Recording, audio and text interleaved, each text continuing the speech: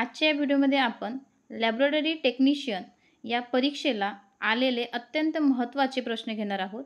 जे प्रश्न तुम्हाला यानंतरच्या पण लॅबोरेटरी टेक्निशियनच्या परीक्षेला येऊ शकतात. तर पहिला प्रश्न बघा काय विचारलेला आहे. What is the retention time for keeping blood smear in a laboratory. म्हणजेच प्रयोगशाळेमध्ये जे काचेवर ब्लड घेतलं जातं, BS घेतला जातो. BS म्हणजेच ब्लड स्मिअर घेतला जातो. त्याला किती दिवस ठेवू शकता. तर त्याचं करेक्ट आन्सर बघा काय आहे. ऑप्शन नंबर 2 7 दिवस. ठीक आहे, 7 डेज हे याचं करेक्ट आन्सर आहे मित्रांनो. त्यानंतर दुसरा प्रश्न बघा. The most anatomical site prefer for vein puncture in a adult is. म्हणजेच जे ब्लड घेतलं जातं, कलेक्ट केलं जातं ॲडल्टमध्ये, ते कोणत्या वेनमधनं घेतलं जातं. ठीक आहे, कदाचित तुम्हाला माहिती असेल. तर याचा आन्सर काय आहे. क्युबायडल मीडियन क्युबायडल वेन म्हणजेच ऑप्शन नंबर 4 हे याचं करेक्ट उत्तर आहे मित्रांनो. त्यानंतर नेक्स्ट प्रश्न बघा काय आहे. Which tool is most commonly used to reduce laboratory error and increase productivities. तर याचं करेक्ट आन्सर काय आहे. 6 sigma. 6 sigma is most commonly used to reduce laboratory error म्हणजेच प्रयोगशाळेमध्ये जो इरर येतो आणि इन्क्रीज प्रोडक्टिव्हिटी याकरिता 6 सिग्मा हे खूप महत्त्वाचं आहे. त्यानंतरचा प्रश्न बघा. Which of the following information is not म्हटलेलं आहे.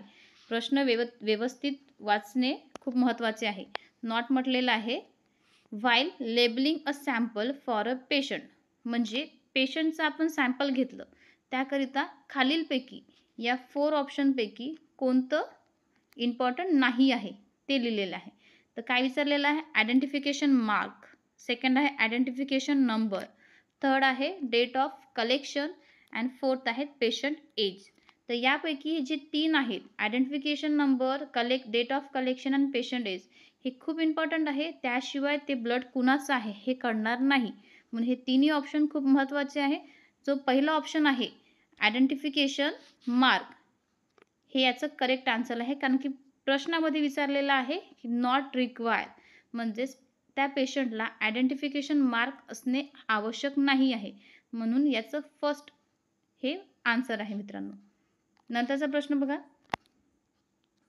असेच इम्पॉर्टंट प्रश्न जर तुम्हाला हवे असतील तर डिस्क्रिप्शन बॉक्समध्ये तुम्हाला लिंक मिळेल. आमचा ॲप आहे शिक्षा मंत्रा. तिथे जाऊन तुम्ही ते डाउनलोड करू शकता आणि इझिली लॅबोरेटरी टेक्निशियनचा पेपर तुम्ही सहसा काढू शकता. याच प्रकारचे प्रश्न याआधी झालेल्या पेपरमध्ये जे प्रश्न झालेले आहेत तेच तुम्हाला तिथे बघायला मिळतील. जेणेकरून तुमची प्रॅक्टिस छान होईल आणि तिथे तुम्हाला पेपरसुद्धा देता येईल. ते नंतरचा प्रश्न बघा. What is the retention time for keeping clinical pathology test record in the laboratory. म्हणजेच प्रयोगशाळेमध्ये जो रेकॉर्ड आहे तो किती वर्ष ठेवला जातो. तर याचं जे आन्सर आहे तो ऑप्शन नंबर 3 2 वर्ष. म्हणजे 2 वर्षापर्यंत लॅबोरेटरीमध्ये क्लिनिकल पॅथॉलॉजीचा रेकॉर्ड हा ठेवला जातो. त्यानंतर दुसरा प्रश्न बघा. प्रोफिशियन्सी टेस्टिंग म्हणजेच PT in quality control is know as the. त्याला काय म्हणतात. जे प्रोफिशियन्सी टेस्टिंग आहे त्याला काय म्हणतात. तर याचा आन्सर आहे एक्सटर्नल क्वालिटी असेसमेंट. याचं शॉर्ट फॉर्म आहे EQA. ओके. आता प्रोफेशनल टेस्टिंग म्हणजे जे बाहेरून सॅम्पल येतात लॅबोरेटरीला त्याचे जे ॲक्युरेट रिझल्ट काढून त्याला दिला जातो त्याला एक्सटर्नल क्वालिटी असेसमेंट असे देखील म्हणतात.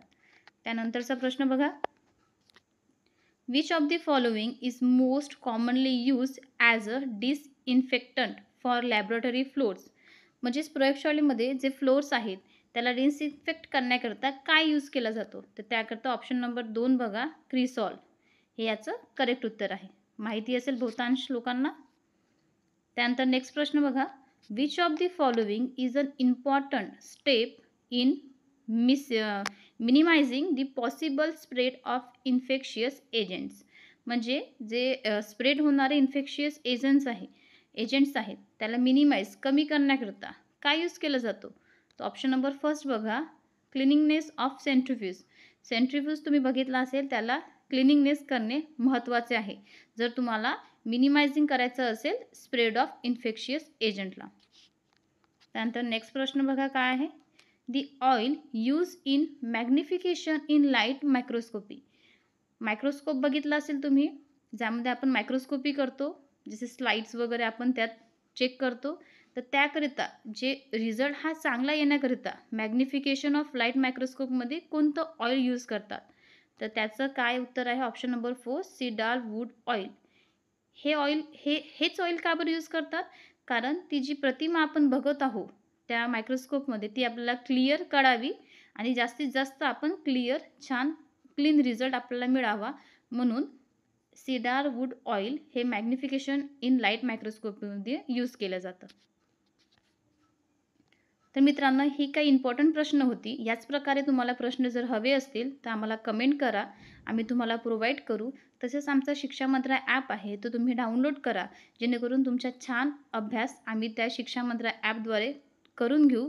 डिस्क्रिप्शनमध्ये तुम्हाला लिंक मिळेल, तिथे लिंक जाऊन तुम्ही तो ॲप डाउनलोड करा आणि असेच प्रश्न जर हवे असतील तर कमेंट करा. आजसाठी इतकंच. Thanks for watching and best of luck for your exam.